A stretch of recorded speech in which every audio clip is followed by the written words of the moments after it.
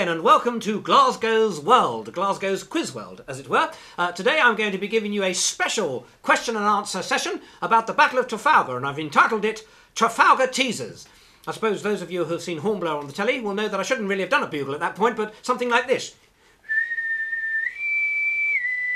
That's the whistle they play whenever the captain comes aboard, or high-ranking officers or ladies, and so on and so forth. Right, if you're all ready, I shall begin with the very first question in Glasgow's Battle of Trafalgar, Trafalgar Teasers. Question number 1. What was responsible for the majority of fatalities at the Battle of Trafalgar? Teachers, press pause now! Remembering to repress pause in order, once you've got your answer to the question, in order to hear me give you the answer that I've got written here to see if it tallies with what you've did. Teachers, press pause now!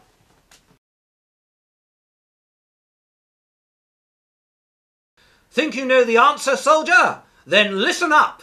The answer is concussion. Yes, strange but true, it's a little-known fact that the majority of fatalities at the Battle of Trafalgar were caused by the concussion of a cannonball passing close to a sailor or soldier or marine's head, and it is that killed them rather than being actually hit by the cannonball. Question number 2. Which admiral of the fleet at the Battle of Trafalgar is a distant ancestor of one of the leading actors in BBC Radio 4's dramatic serial The Archers? Press pause now, teachers. Remembering to repress pause once you've got the answer so that you can hear, and so on and so forth.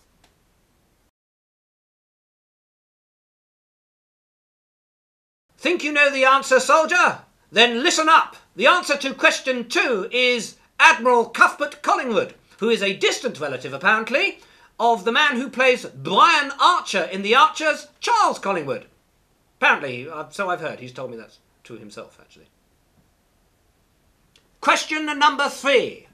What was Nelson's original message to the fleet shortly before battle commenced? Teachers, press pause now. Remember to pause again.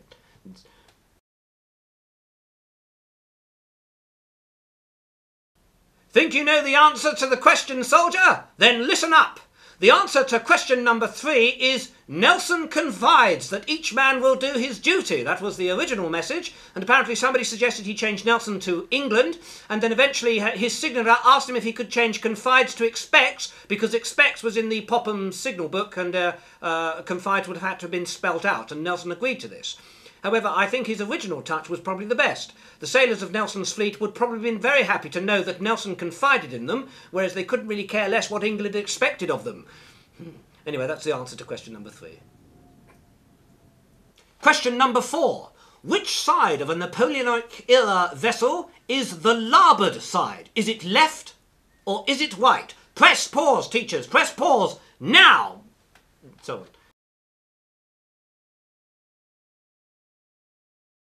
Think you know the answer to question number 4, soldier? Then listen up. The answer to question 4 is the left-hand side. Hands up all of those who thought that larboard was the starboard, right-hand side. Now, in point of fact, the port used to be known as the larboard, but clearly there was a lot of confusion between being ordered, turn to larboard! Some people would hear, turn to larboard, and other people would hear, turn to starboard. All kinds of confused and infused. So they changed larboard to port. Starboard remained as it was, because that wasn't causing any problems. In reverse, starboard doesn't sound like port. Question number 5, the last question. In what type of vessel did Admiral Nelson make his triumphant return to Britain after the battle? Teachers, press pause now! And so forth.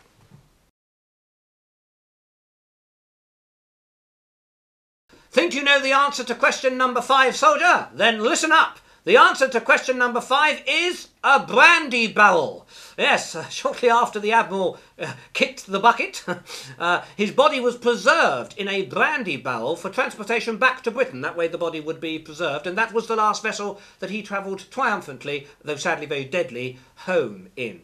Legend has it that by the time the ship bearing the barrel, bearing Nelson's body, returned to port, there was no brandy left in the barrel. Not because the body had absorbed it, no, of course not, or that there had been a leak, but rather more disgustingly that a number of the officers and sailors aboard the ship that carried him home imbibed or drank of the spirit of Nelson, literally. So reluctant were they to see him leave their presence. Although actually it's more likely that so reluctantly were they to see good brandy going to waste on a stiff in a barrel. Anyway, that's the reason, that's the answer to question number 5, and that concludes the 5 questions of Andrew Glasgow's Trafalgar Teasers.